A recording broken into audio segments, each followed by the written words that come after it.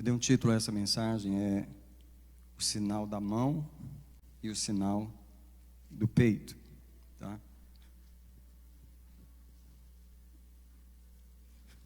Deus está tendo uma experiência com Moisés aqui em Êxodo 4. Eu sei que eu falei de Moisés na última reunião, mas nós vamos continuar com Moisés em mais um café. Muito bem, Êxodo 4, verso 1. Então respondeu Moisés: mas eis que eles não me crerão, eles não ouvirão a minha voz, pois eles dirão: o Senhor não te apareceu. Ao que lhe perguntou o Senhor: que é isso na tua mão? Disse Moisés: uma vara. E ordenou-lhe o Senhor: lança-a no chão. Ele a lançou no chão, e ela se tornou em cobra. E Moisés fugia dela. Então disse o Senhor a Moisés: estende a mão e pega-lhe pela cauda. Estendeu ele a mão e lhe pegou, e ela se tornou em vara na sua mão. Para que eles creiam que te apareceu o Senhor, o Deus de teus pais, o Deus de Abraão, o Deus de Isaque, o Deus de Jacó. Disse-lhe mais o Senhor: agora, Moisés, mete a tua mão no peito. E ele meteu a mão no seu peito, e quando a tirou, eis que a mão estava leprosa, branca como a neve. Disse-lhe ainda: Moisés, torna a meter a mão no teu peito. E ele tornou a colocar a mão no peito, e depois que tirou-a, eis que se tornara como o restante da sua carne. E sucederá que se eles não crerem, nem atenderem para o primeiro sinal, eles crerão no segundo sinal. E se ainda não crerem a estes dois sinais, nem ouvirem a tua voz, então tomarás da água do rio e a derramarás sobre a terra seca, e a água que tomares do rio tornar-se-á em sangue sobre a terra seca. Eu queria que você orasse comigo, amém? Você pedisse a Deus assim: Senhor, fala comigo hoje à noite, dá uma palavra no meu coração, no meu espírito. Deus, Tu és o Deus que fala com o homem. Nessa noite, os homens estão reunidos para ouvir Tua voz. Eu amarro todo o espírito que tenta roubar a palavra, está impedido de roubar. Eu declaro os anjos do Senhor determinando o domínio de Jesus. Eu declaro o domínio do Senhor Jesus nesta reunião. Com Sua majestade e o Seu poder, Ele domina os nossos corações, Ele domina as nossas mentes e a nossa atenção. Eu abençoo agora os ouvidos de cada homem que está aqui, a começar pelos meus. Eu declaro o sangue de Jesus sobre a cabeça de todos nós aqui, nos cobrindo e protegendo agora, para que a palavra não só chegue aos ouvidos, ela desça ao coração. Eu proclamo que a palavra não voltará vazia, ela fará aquilo que Ele apraz, em nome de Jesus. Diga comigo assim: eu recebo essa palavra no meu espírito. Por favor, pode sentar.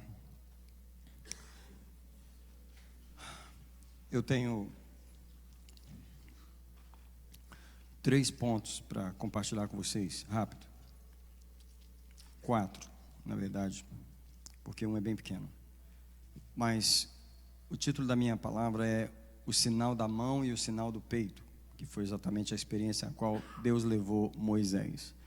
Só que, como essa experiência de Moisés, para nós hoje, ela vai significar que nós precisamos tirar algumas coisas de dentro de nós, que nós não sabemos que existem. Eu vou começar com o primeiro ponto, que é o seguinte: o homem não sabe o que está no homem. Vocês vão entender essa palavra. Nós não nos conhecemos a nós mesmos, e nós realmente não sabemos tudo o que está em nós. Nós não sabemos tudo o que está dentro de nós. As nossas roupas, elas nos enganam, ou enganam as outras pessoas. Até a nossa maneira, a nossa educação, a nossa etiqueta, a gente pode passar uma ideia de uma pessoa que a gente não é. A gente pode passar a ideia de que a gente tem coisas em nós que a gente não tem, e a gente pode encobrir coisas que tem em nós com a nossa tremenda educação. Já viu uma pessoa que é super polite, super educada, e você imagina que ela é uma pessoa assim, assim, assim, mas se você conviver com ela um tempo, você vai descobrir que há coisas nela que você não sabia que tinha, mas que nem ela mesma sabia que tinha. A minha palavra nessa noite é: o homem não sabe o que está no homem. Paulo, eu posso te convidar para você juntar-se aos ovelhas, por favor? Só você está lá no cantinho, obrigado. Sabe, há coisas em nós que estão escondidas em nós. Elas são sutis, elas são silenciosas, mas elas estão no homem, ok?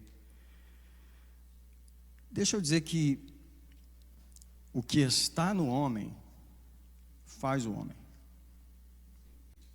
Não importa, o que está nele faz o homem, entendeu? Se há uma ira nele, ela faz esse homem. Ele pode parecer um homem manso em muitos momentos, mas vai ter um momento que ele vai revelar o que está dentro dele. Se há uma cobiça no homem, e ele não sabe que ele é cobiçoso, em algum momento, uma situação vai revelar o que está lá dentro. Se há uma tendência a se magoar, se ferir, uma hipersensibilidade, se isso está lá, em algum momento, isso vai se revelar. Isso vai sair para fora. Deixa eu dizer que eu quero levar você para alguns versículos. Um deles é esse aqui, que é Lucas capítulo 6, verso 45. Porque quando Jesus se referiu ao homem, e eu não estou falando homem só o homem masculino, tá? É o homem, a humanidade, mas hoje vai ser o homem masculino. Lucas é o terceiro livro do Novo Testamento, não é? No capítulo 6, verso 45, Jesus diz assim: o homem bom, do bom tesouro do seu coração, tira coisas boas, tá? A única razão que um homem consegue tirar coisas boas é porque ele tem as coisas boas dentro dele. Jesus disse: o homem bom, do tesouro do seu coração, ele tira coisas boas. Lógico que você vai entender a lógica que não tem como você tirar uma coisa de onde não tem. Concorda? Não tem como você tirar algo de onde não tem. Se você tira de lá, é porque aquilo está lá. Agora presta atenção, o mesmo versículo diz: o homem mau, do mau tesouro do seu coração, tira coisas más. Então presta atenção, há coisas no homem que o homem não sabe que está lá, tá? Lucas 6,45. E há coisas más no homem que o homem não sabe que está lá. Loto, eu não estou falando que nós não queremos ser pessoas boas. Nós queremos ser pessoas boas, mas nós não sabemos o que está em nós, companheiro. A gente não sabe. Eu penso que algumas pessoas que estão aqui, como eu, já se surpreendeu consigo mesmo, de você falar assim: caramba, eu nunca imaginava que isso estava dentro de mim. Eu nunca imaginava que eu tinha um negócio desse dentro de mim. E deixa eu dizer para você que Deus, Ele provê situações para revelar o que está dentro de nós, para a gente mesmo conhecer o que está dentro de nós. Entendeu? Se o que está dentro do homem é ira, essa ira vai se manifestar. Se é cobiça, ela vai se manifestar. Se é inveja, ela vai se manifestar. Eu penso que talvez a maioria de nós aqui já topou com algum invejoso em algum lugar. Você faz um trabalho, você faz uma coisa, você tem aquela pessoa, você nunca imaginou que tinha inveja dentro daquela pessoa. Só que tem uma hora que a inveja se revela. A única razão que a inveja se revela é porque ela estava lá. Não vai aparecer uma inveja que não existe. Ela estava lá e ela estava dentro do homem. A lascívia sexual, a pornografia, ou a bebedeira, ou a traição, ou a mentira, ela só se revela porque ela já estava lá dentro do homem. Eu quero ler de passagem, Marcos capítulo 7, de passagem, eu não estou pregando a mensagem ainda, eu vou voltar no texto que eu vou pregar, mas eu estou dando uma introdução. Em Marcos 7, no verso 21, diz assim: pois é do interior do coração dos homens O coração do homem é o tesouro, é a sala do tesouro de onde ele tira as coisas. Então, é do interior do coração dos homens que procedem os maus pensamentos, as prostituições, os furtos. Incrível, né? Uma paradinha aqui. Se alguém roubar, fazer um plano para roubar, é porque o roubo estava no coração do cara. Ele não estava em outro lugar. O roubo não estava lá no cofre do Banco Central, para o pessoal arrombar o Banco Central. Não, o roubo estava no coração do cara que fez o projeto de arrombar o banco. Os roubos estão no coração do homem, assim como os homicídios, os adultérios. A pessoa matou porque a morte estava no coração dela. Os adultérios, tá? A cobiça, verso 22, as maldades, o dolo, a libertinagem, a inveja, a blasfêmia, a soberba, a insensatez, todas essas coisas más procedem de dentro. Por que elas procedem de dentro? Porque elas estão no homem, e o homem não sabe o que está nele. E Deus, ele precisa revelar o que está em nós, ok? Então presta atenção. Jesus era o único homem que sabia o que estava no homem, era Jesus. E agora eu vou levar vocês para um dos textos mais chocantes do Evangelho para mim, que é João capítulo 2. João capítulo 2. Eu sempre me choquei com esse texto e sempre oro a respeito desse texto, porque eu acho fantástico as palavras de Jesus em João capítulo 2, os versículos 24 e 25. Presta atenção como Jesus, ele sabia o que estava dentro do ser humano. Ele não se enganava, ele não se empolgava com pessoas, ele não se confiava de ninguém. Não era porque Jesus era desconfiado, era porque ele sabia o que estava no homem como ninguém. O verso 22 diz assim, 24, João 2, 24. Mas o próprio Jesus não se confiava a eles. E por que ele não se confiava? Porque ele os conhecia a todos. E não só isso, ele não necessitava de que ninguém lhe desse testemunho do homem, pois ele bem sabia o que havia no homem. Jesus foi o único homem que ele não precisava que ninguém chamasse ele no cantinho e falasse: o senhor tem cuidado com... o senhor cuidado com esse Judas aí, o senhor chamou ele, mas o senhor não sabe, esse cara é um traíra, o senhor chamou ele. Jesus, você acha que eu não sei o que está no homem? Eu não preciso que ninguém me fale o que está no homem, eu sei o que está no homem. Se você não marcou esse versículo na sua Bíblia, eu queria ler ele novamente, João 2, 24. Mas o próprio Jesus não se confiava a eles, porque os conhecia a todos. Não necessitava de que ninguém lhe desse testemunho do homem, pois ele bem sabia o que estava no homem. Jesus não se confiava a eles. Isso é, nós quebramos esse princípio. Eu não vou pedir para levantar a mão aqui quem já confiou em alguém e foi decepcionado. E a única razão que você confiou é porque você não sabia o que estava na outra pessoa. Você olha para o cara, esse cara é gente fina. Gente fina coisa nenhuma, esse é um traíra. Você olha para esse cara, vamos fazer um trabalho, vamos fazer uma companhia, vamos fazer uma sociedade. Faz não, vai dar errado, esse cara é um ladrão, esse cara é um... Você não sabe o que está nele. A única pessoa que realmente sabe o que está no homem é Jesus. E por isso que Jesus não confiava. Eu vou falar um paradoxo aqui. Pode repetir essas palavras comigo. Diga assim: Jesus ama o homem, mas ele não confia nele. Não confia, porque ele sabe o que está no homem. Agora, nós quebramos esse princípio, e porque a gente se empolga com as pessoas e confia nelas, a gente planta decepção para nós. Jesus nunca se decepcionou com ninguém. Qual a razão que ele não se decepcionou com Judas? Já sabia que o cara era um traíra. Ele já sabia. Você acha que ele foi pego de surpresa? A palavra de Deus está dizendo que ele conhecia tudo o que estava no homem. Agora, quem não conhece o que está no homem sou eu e você. E é isso que Deus quer falar com a gente hoje, nesse texto, ok? Então, essa foi a introdução, eu montei o cenário. Agora eu vou levar você para o texto que a gente leu no começo. Se você puder ter a sua Bíblia aberta em Êxodo capítulo 4. Primeiro eu vou te mostrar por que, a razão que Deus teve que dar dois sinais para Moisés. O sinal da mão e o sinal do peito, tá? Esses são os dois pontos que eu vou pregar. Mas eu quero primeiro mostrar por quê.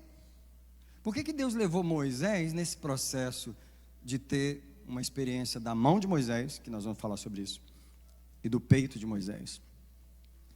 A razão está nos versículos 1, 5, 8 e 9. E eu vou ler só esses versículos separados, no capítulo 4 de Êxodo. Olha só as palavras de Deus. Então respondeu Moisés: mas eis que eles não me crerão, nem ouvirão a minha voz, pois eles dirão: o Senhor não te apareceu. Bom, o cenário aqui é Deus está enviando o povo, Moisés, para tirar o povo do Egito. Mas a primeira coisa que Deus fala para Deus, Moisés fala para Deus é: o senhor está achando o quê? Eles não vão acreditar em mim. Os caras não vão acreditar em mim. A razão principal de Deus ter que levar eu e você no processo de ter uma experiência com a mão e com o peito é porque as pessoas a quem nós vamos falar são pessoas incrédulas. Eles não vão acreditar em um homem que diz que tem uma mensagem de Deus. Que Deus, o que, rapaz? Você é melhor que nós? Você teve encontro com Deus? Que história é essa? Você teve encontro com Deus? Você é melhor que nós? Você come arroz e feijão como nós? Você não teve encontro com Deus coisa nenhuma para você vir pregar para nós.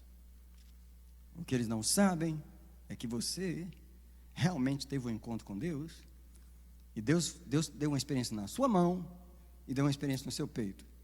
Versículo 5. Para que eles creiam que te apareceu o Senhor Deus de seus pais, e o Deus de Abraão, Deus de Isaac e Deus de Jacó. A razão da experiência de Moisés é para que as pessoas que ele vai falar para elas, para que eles creiam.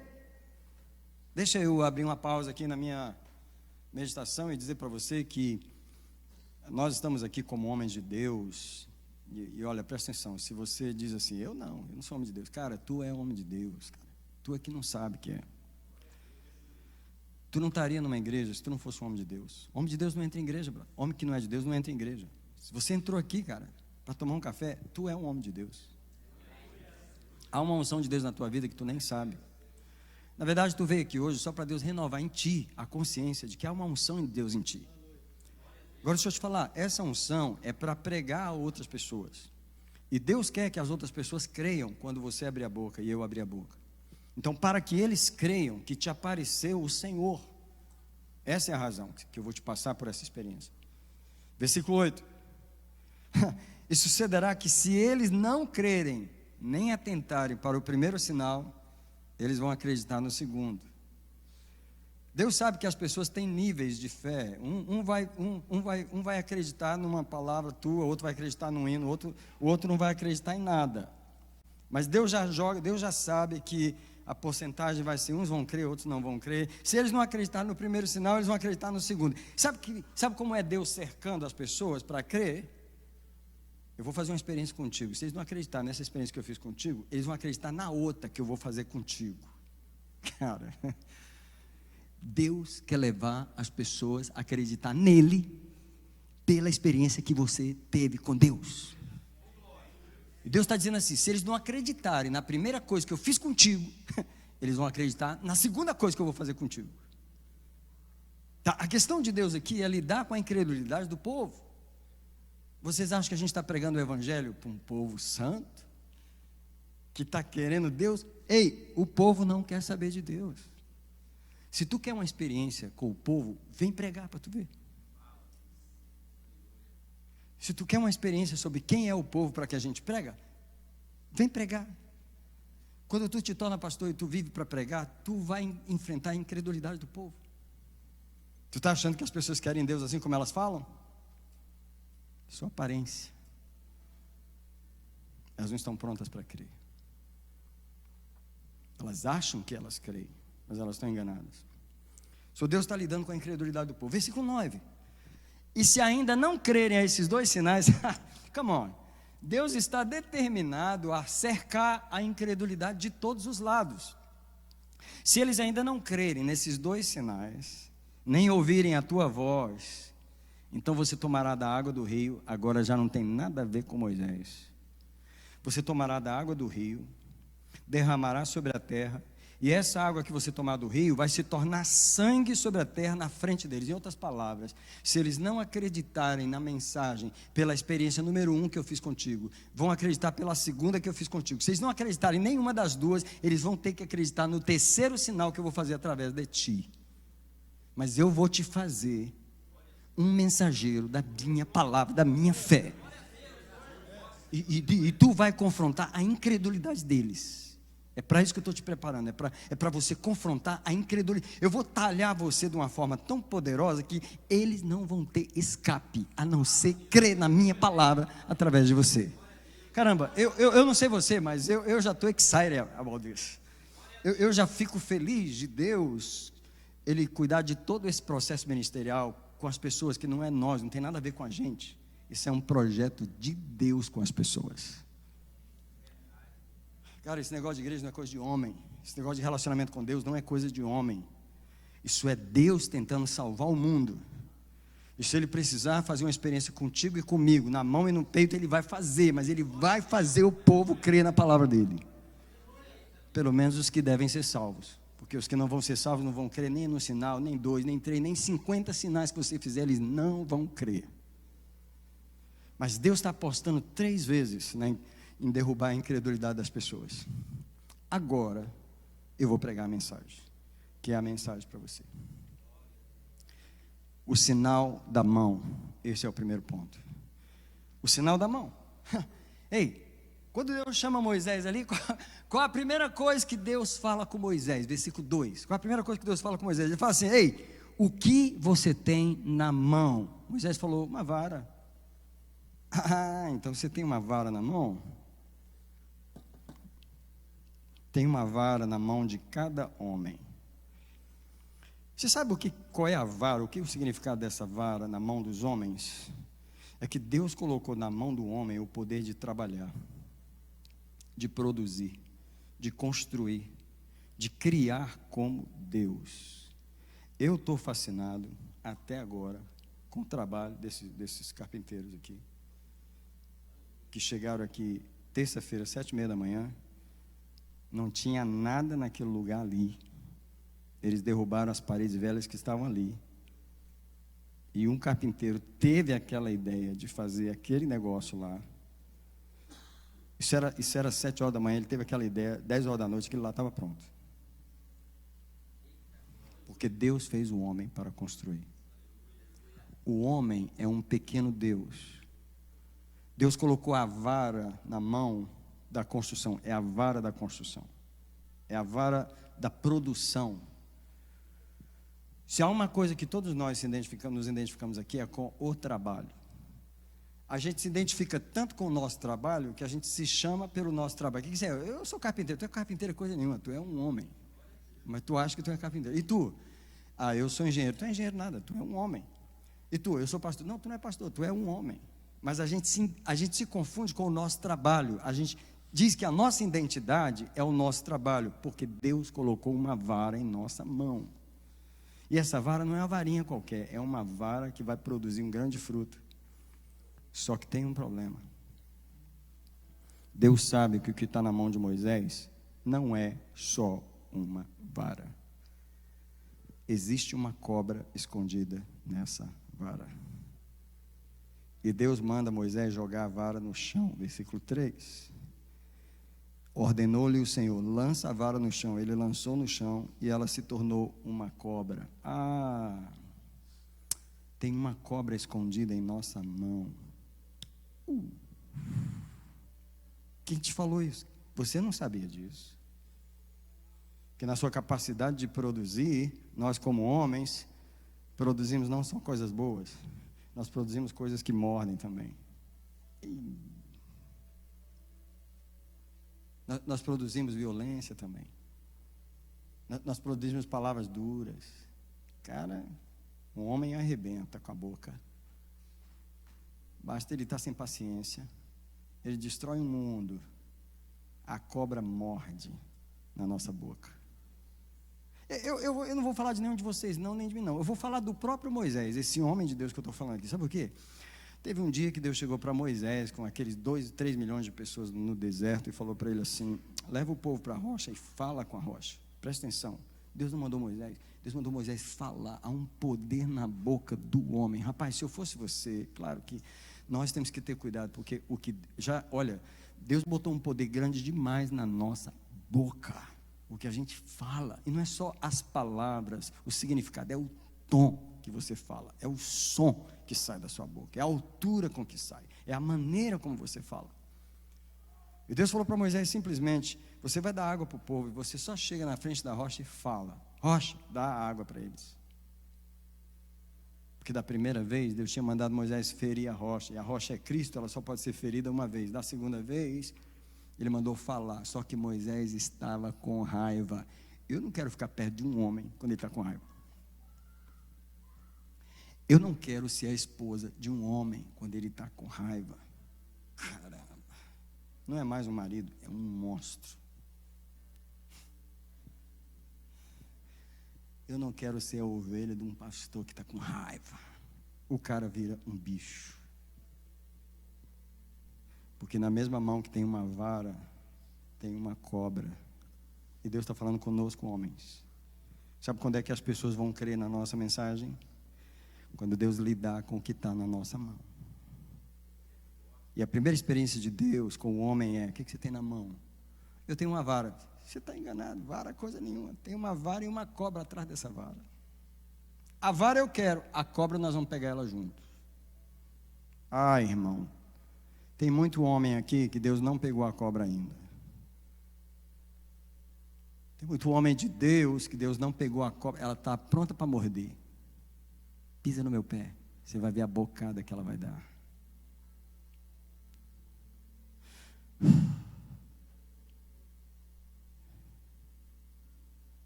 Ó, irmão, se a coisa apertar, vai cair a máscara de oxigênio, aí você põe aí, tá? Pra ninguém desmaiar.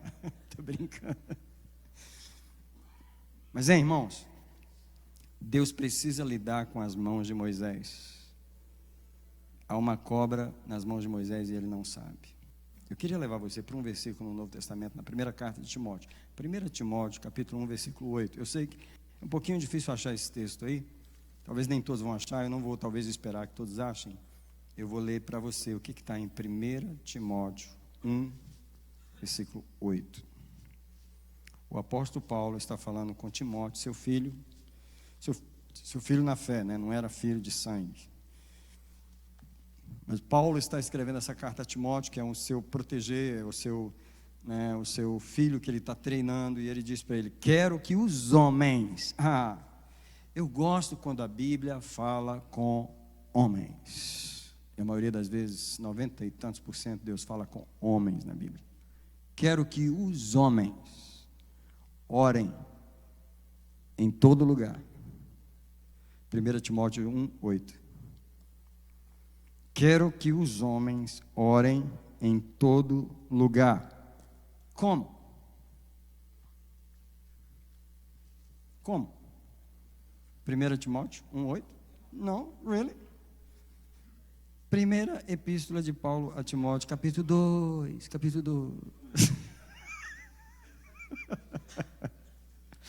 Thank you so much.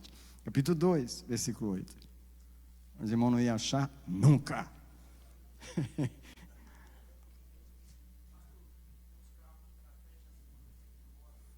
E vocês prenderam as irmãs lá.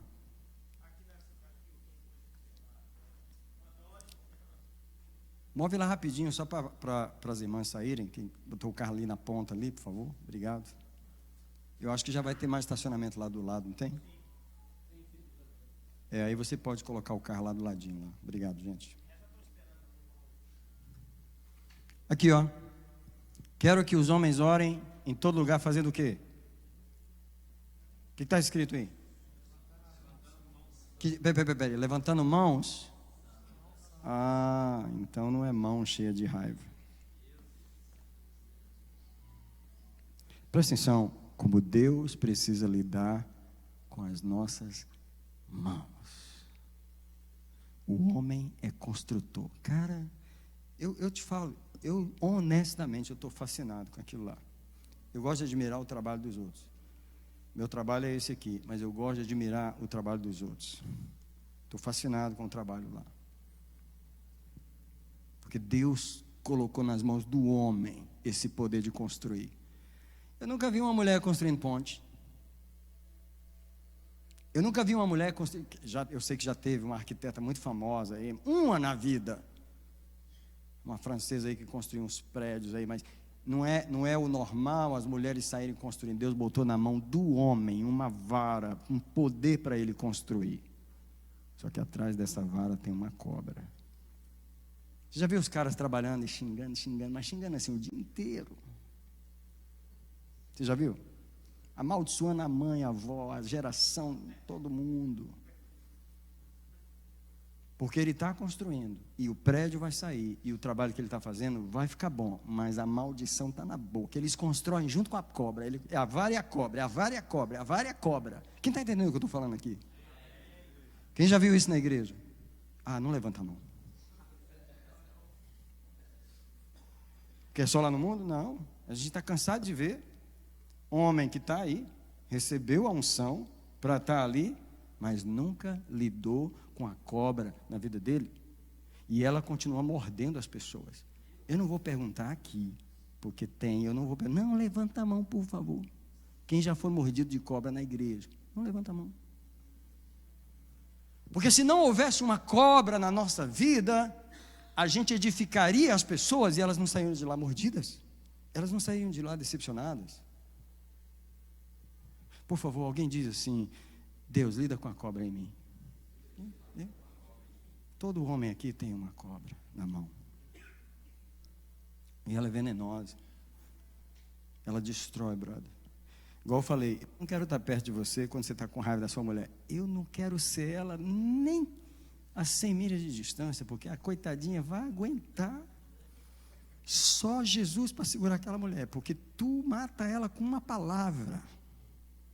Tu destrói ela assim, com um olhar tu arrebenta com ela. Um olhar, tu desmonta ela. Porque a vira dentro de nós, a cobra dentro de nós, a onça dentro de nós, o que quer que seja que está lá, que Deus não lidou ainda. Eu estou falando de mim, porque eu já fui um pastor, que eu não sou o pastor que eu sou hoje. E por favor, quando eu estou dizendo que eu não sou mais o pastor que eu era, também não estou querendo dizer que eu já sou o pastor perfeito. Eu ainda estou um cara que Deus ainda está preparando, eu ainda estou um cara que Deus ainda está me livrando da cobra, eu ainda estou um cara que Deus, eu estou clamando a Ele todo dia para Ele me purificar dessa coisa ruim que tem dentro de nós, homens. Porque se o pouco que Deus já fez em mim já me mudou tanto, caramba, se Ele continuar, vai ser bom. Sabe o que é você ter uma mão que a sua vara é pura? Caramba, sabe o que significa lançar a vara no chão? Significa entrar em campo, significa eu vou partir para o meu trabalho, eu vou começar a produzir. E é na hora que você começa a produzir que a cobra se manifesta. É na hora que você começa a trabalhar, que você começa a fazer, seja um ministério, seja uma empresa, seja um casamento. Sabe, quantos homens aqui eram homens? Aqui não. Vamos botar lá para fora. Aqui não. Quantos homens eram homens tranquilos quando eram jovens, solteiros? Mas quando entrou no casamento, um bicho manifestou. Eu não sei de onde veio. Veio um troço de algum lugar que ele não sabia que estava nele desde a infância. Deixa Deus lidar conosco aqui hoje à noite, amém? Deixa Deus lidar conosco aqui. Havia um homem chamado Sansão. Cabelo aqui, ó. O cara tinha força no cabelo. A coisa que ele não sabia é que além da força que tinha nele, ele era um cara apaixonado por prostituta. O tipo de mulher que ele gostava não era princesa, brother. Ele não gostava de princesa. Ele gostava de prostituta. Você lê a história de Sansão, você vai ver que Sansão morreu nos braços de uma prostituta chamada Dalila. O que você não sabe é que Dalila foi a última mulher na vida de Sansão. Se você ler a vida de Sansão inteira, a primeira mulher que ele se apaixonou foi uma filisteia. Ele não gostava de mulher crente, ele gostava de piriguete. O cara gostava daquilo. Agora, ele era um cara ungido, ele nasceu ungido. O que ele não sabia era que tinha uma coisa dentro dele que ele precisava lidar, mas ele nunca lidou. Aí o que acontece? Aquela mulher não deu certo, ele botou fogo na seara dos filisteus. Aí a palavra de Deus diz que Sansão entrou em Gaza e dormiu na casa de uma mulher. Que mulher é que ele dormiu? Que mulher era aquela? A prostituta. Ele gostava. Mas eu não estou falando de um homem qualquer, eu estou falando de Sansão, o nazireu de Deus, um cara que, para ele nascer, a mulher dele não tomava vinho, a mãe dele. Não era nem para comer nada de uva, que o anjo apareceu para a mãe dele. Cara, como é que o anjo aparece para a tua mãe? Tu nasce assim, nessa pureza, e tu cresce um cara que gosta de prostituta. Explica para mim. Fala comigo isso. Há coisas no homem que ele nem imagina que ele tem. Não importa se você nasceu na igreja, se é filho de pastor, se é não sei o quê. Tem coisa em você que você nem sonha que está lá. E Deus quer lidar com isso. Porque na hora que você jogar a vara no chão, e a vara é o seu trabalho, a vara é a sua identidade, a vara é o que você vai produzir. Se há uma cobra em você, ela vai se manifestar em algum lugar. Essa é a sina de todos nós. De todos nós. Você acha que foi fácil para mim eu me tornar pastor dessa igreja e eu começar a lidar com as pessoas, foi tudo maravilha? Você não tem ideia. Não só das dificuldades que eu enfrentei com pessoas aqui, mas o que essas dificuldades revelaram que estava aqui. E Deus teve que lidar, Há coisas no homem que ele não sabe que tem e Deus quer purificar ele. Moisés fugia da cobra. Sabe, essa é a nossa tendência. Eu sei que tem um mal dentro de mim, mas sabe o que eu faço? Eu não enfrento ela. Eu escondo a cobra. E Deus quer que a gente seja corajoso. Deus mandou Moisés pegar a cobra pela cauda. Deus falou para Moisés: enfrenta o problema que tu tens, enfrenta essa coisa que te morde, enfrenta isso que está dentro de você, para de fugir da cobra, enfrenta. Eu falo para vocês, quando eu falo para vocês que eu ensino as pessoas a orar por elas, é porque eu aprendi a orar por mim, brother. Eu falo honestamente, eu oro por vocês, mas é bem pouquinho. Eu oro muito é por mim. Eu oro muito por mim. Porque eu sou mais preocupado com a cobra que está em mim, que quer me morder, do que a que está em você. Porque a que está em você, você que tem que lidar com ela. Mas a que está em mim, você não vai me lidar com ela, você não vai nem me ajudar. Eu vou ter que lidar. Então eu oro muito por mim, porque eu quero enfrentar a cobra. Eu quero te perguntar se você está fazendo isso com você. Se você ora por você, se você apresenta você a Deus, se você diz: Deus, olha aqui esse homem, maravilhoso, né? Olha para a cara dele, ele não parece maravilhoso? Um cara honesto, bem educado, muito espiritual, mas quando você olha dentro de mim, será que você encontra alguma coisa que eu não sei que está lá? Essa é a razão, porque no Salmo 139, no verso 23, Davi faz a seguinte oração: sonda-me, ó Deus, conhece-me, prova-me, vê se há em mim. E gente, eu gosto de falar isso. Davi tinha 8 esposas, não orava por nenhuma delas, ele orava por ele. Vê se há em mim algum caminho mau e guia-me. Davi era um cara que não confiava em si. Por que Davi é um homem segundo o coração de Deus? Porque ele é um homem que ele sabe que há coisas nele que ele não sabe. Não parece um paradoxo? O cara sabe que há coisas nele que ele não sabe. Quando você lê as orações de Davi no Salmo, você lê a seguinte oração no Salmo 19, verso 12. Senhor, ele faz a seguinte pergunta: quem pode discernir os próprios erros? Quem pode? Em outras palavras, ninguém pode saber os seus próprios erros. Aí ele faz a seguinte oração: limpa-me dos que me são ocultos. Em outras palavras, Davi sabe que tem coisas nele que ele não sabe. Deixa eu te falar um dia que surpreendeu Davi. Um dia que ele estava no terraço do palácio. Cara, Davi não estava pensando em nada ruim naquele dia. Você acha que Davi estava pensando que naquele dia ele ia fazer um plano para matar um homem por causa de uma mulher? Nunca.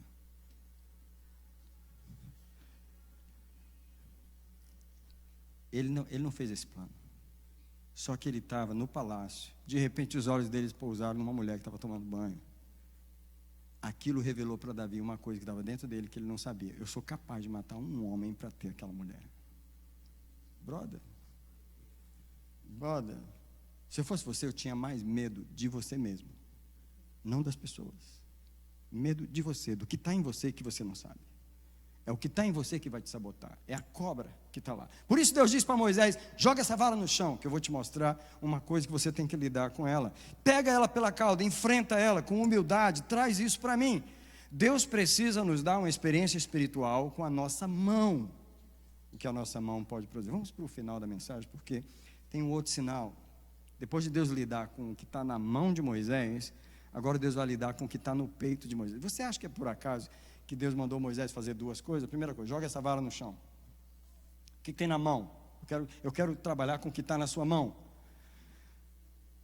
Aí vira cobra, pega na cobra de novo. A cobra se torna em vara. Em outras palavras, o que Deus está prometendo para mim e para você é que se eu e você enfrentarmos o mal que está em nós, ele vai desaparecer. A cobra vai virar vara de novo. Mas você precisa enfrentar. Entendeu? Agora, a segunda coisa que Deus manda Moisés fazer. Parece uma coisa simples? Parece uma coisa de nada. Deus só vira para Moisés, no versículo 5, e fala assim: tá bom, põe a mão no peito. Para quê? Eu vou te mostrar. Disse mais o Senhor a Moisés, no verso 6: põe agora a tua mão no seio. E meteu a mão no seio. E quando tirou, a mão estava leprosa, branca como a neve. Ei, Deus agora está falando que tem coisas escondidas aqui que Moisés não sabe. E agora não tem a ver com o poder das mãos, com o fazer das mãos. Agora tem a ver com as emoções de Moisés, com os sentimentos de Moisés.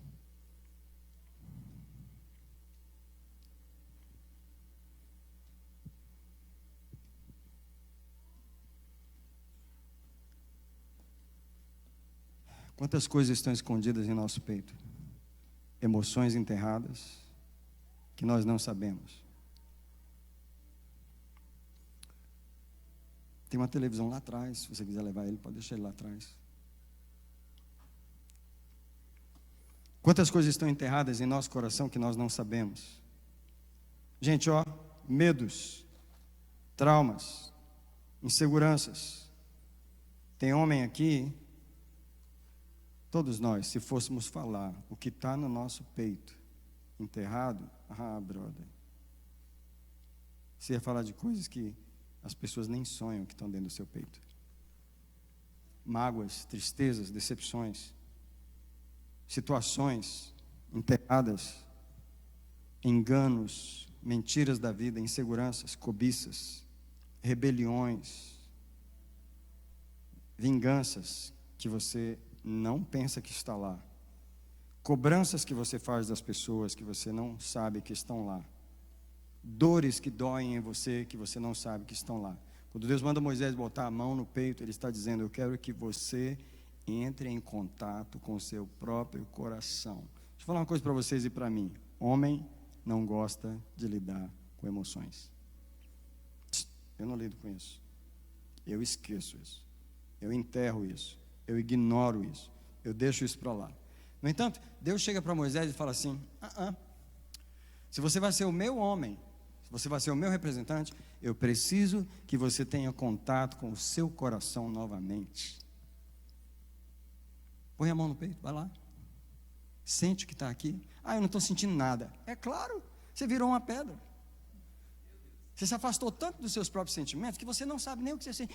O que você está sentindo? Estou sentindo nada, eu não sinto nada. Lógico.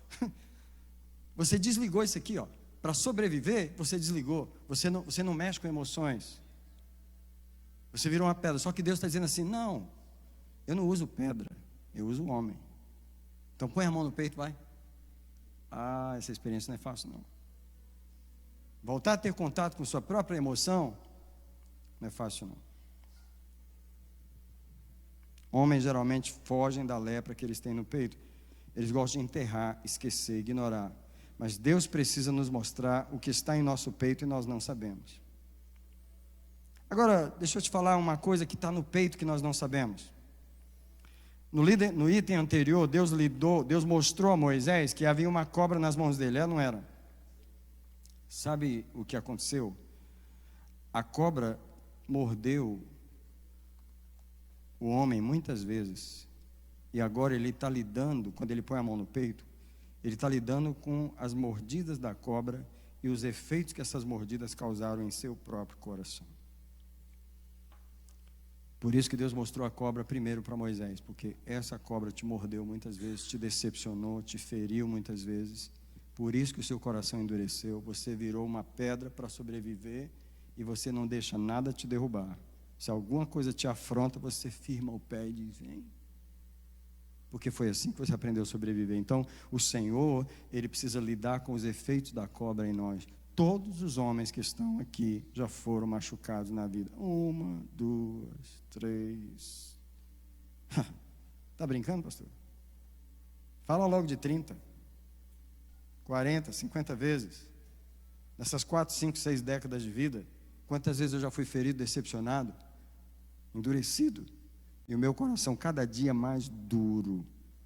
Tem homem aqui que tem mestrado, doutorado e pós-graduado em dureza.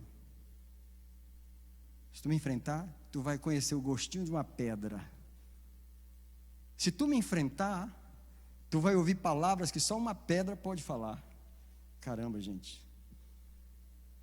Ora aí para eu ser mais leve com vocês hoje. Porque o Espírito de Deus, Ele está lidando não só com a cobra em nossa mão, mas com o nosso coração. E sabe o que Deus está fazendo? Sabe por que Deus, eu expliquei no começo da mensagem, por que Deus precisava levar Moisés pela experiência da mão e pela experiência do peito. Por quê? Porque Deus quer usar um homem para falar com pessoas que não creem. E Deus quer fazer essas pessoas crerem na sua mensagem. Mas antes das pessoas crerem na nossa mensagem, Deus tem que lidar com a nossa mão e com o nosso peito.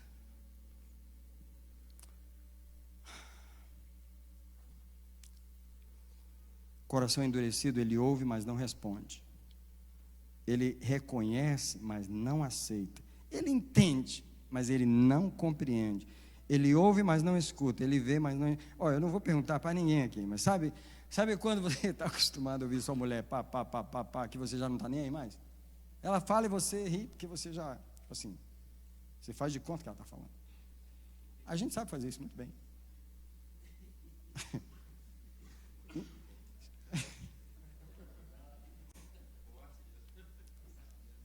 E eu não estou falando, tipo assim, porque às vezes a gente tem que fazer isso para sobreviver no casamento.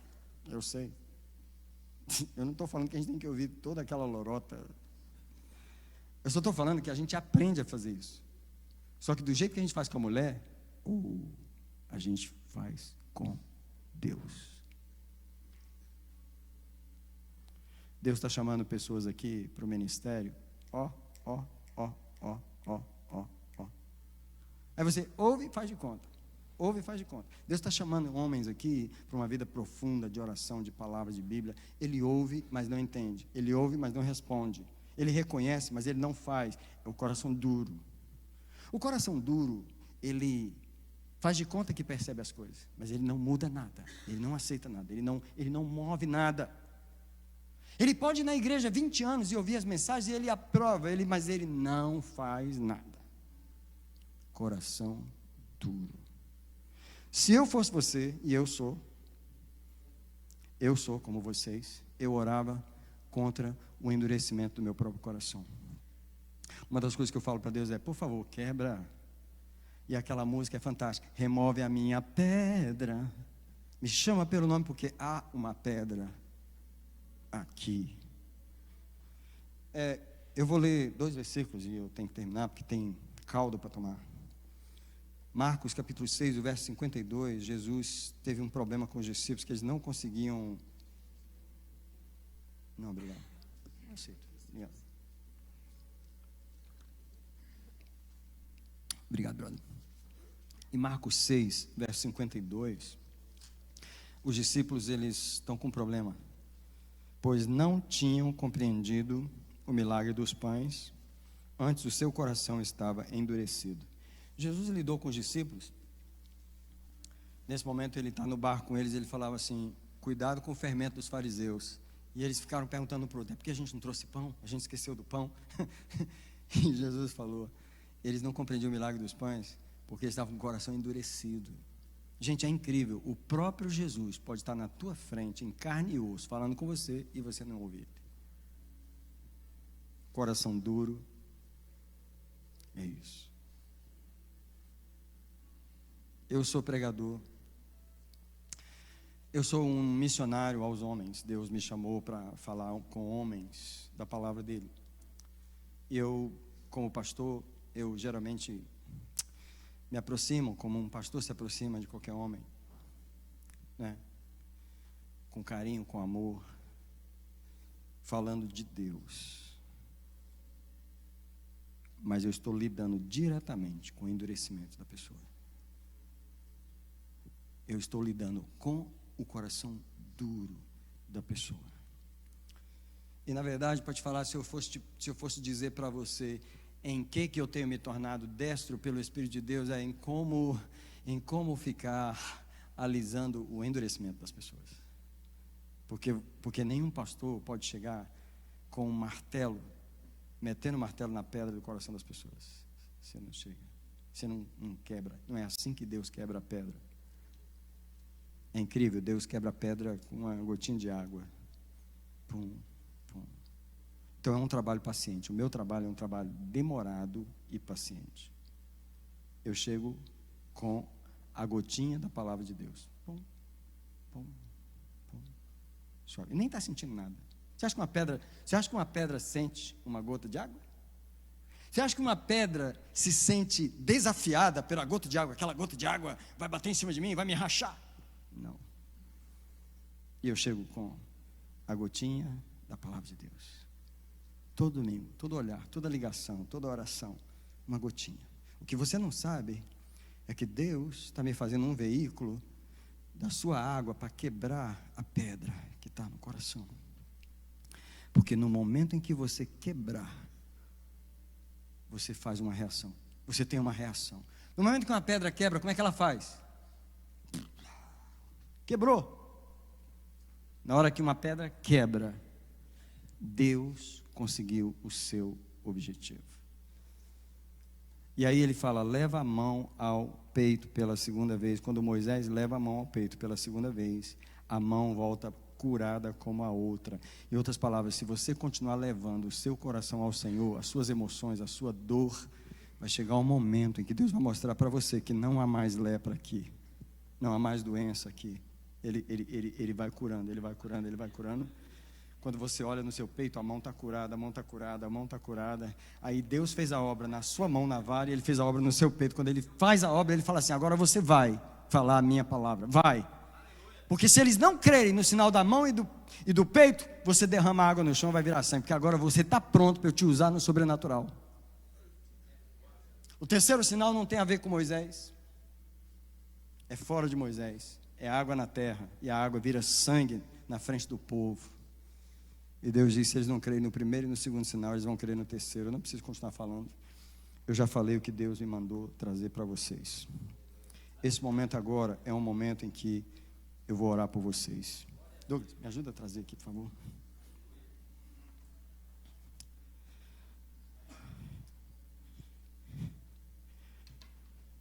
Agora eu queria convidar vocês para a gente vir aqui, por favor.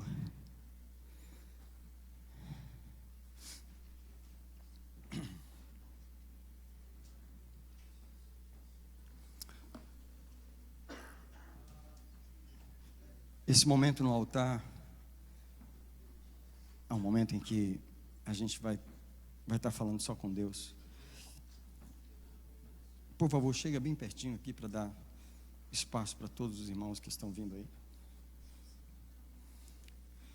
Você sabe, a única razão que eu estou aqui em cima é porque eu estou falando para vocês, mas em termos de situação e necessidade, eu estou no mesmo nível de vocês. Em termos de situação, pelo que a gente vai orar agora, eu preciso da mesma coisa que vocês.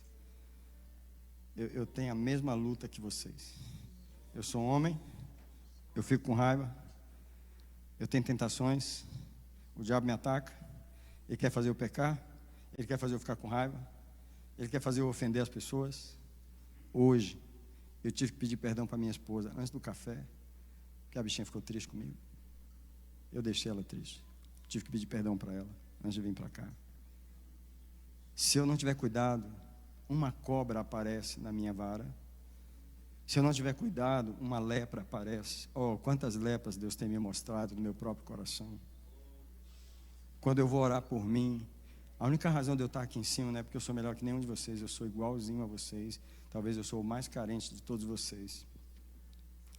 Eu tenho orado muito por mim, para que Deus mude a mim, para que Deus trabalhe nesse homem, para que Deus tire a lepra do meu peito e para que Deus tire qualquer cobra da vara na minha mão, porque Deus quer me usar, Deus quer usar você.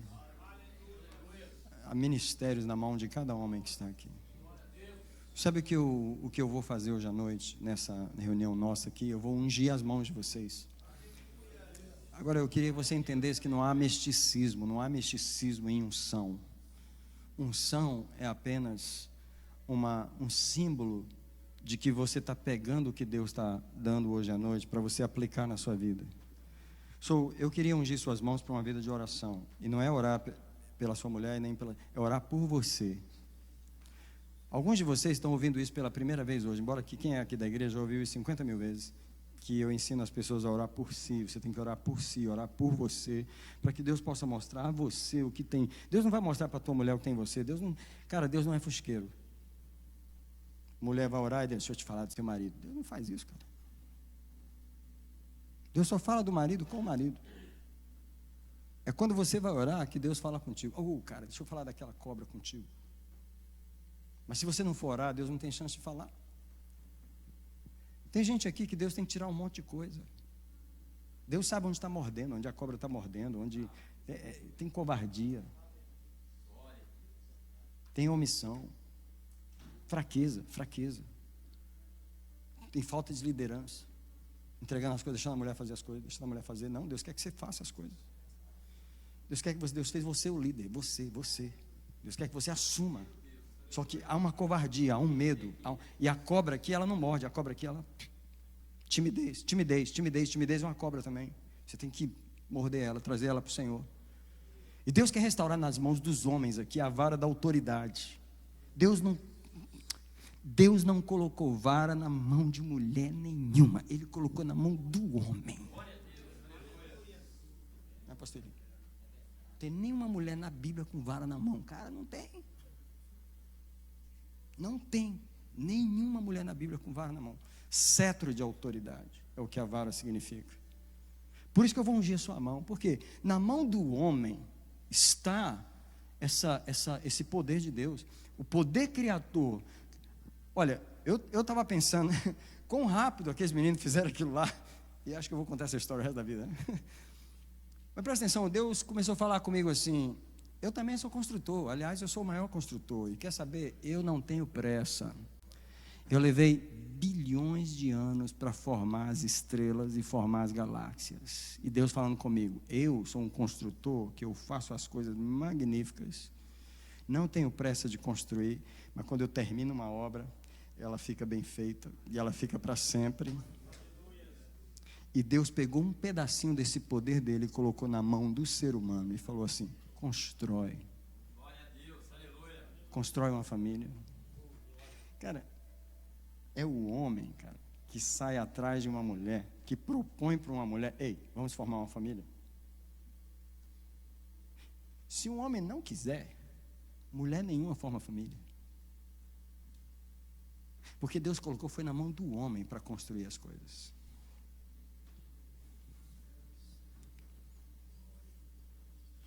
Se um homem não quiser, mulher nenhuma se torna mãe. Ela não gera. Ela não tem o poder. Está na nossa mão. Você pode perceber o que Deus colocou na mão nossa como homem? Por isso que Deus tem que arrancar essa cobra daí. Porque nós precisamos parar de chocar ovos de cascavel. E nós temos que chocar coisas boas. Nós temos que gerar coisas boas, agradáveis de Deus. Quando a minha vara for jogada no chão, tem que surgir coisas boas. Porque do homem bom, do tesouro bom do seu coração, ele tira coisas boas. Mas o homem mau, do mau tesouro do seu coração, da cobiça, da luxúria, do pecado. Ele tira coisas ruins. Só que eu vou ungir as mãos de todos os homens que estão aqui.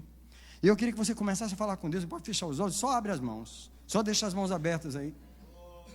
E sabe, essa unção é uma unção libertadora, é uma unção curadora, é uma unção que eu quero pedir que você apresente a Deus tuas mãos, ok?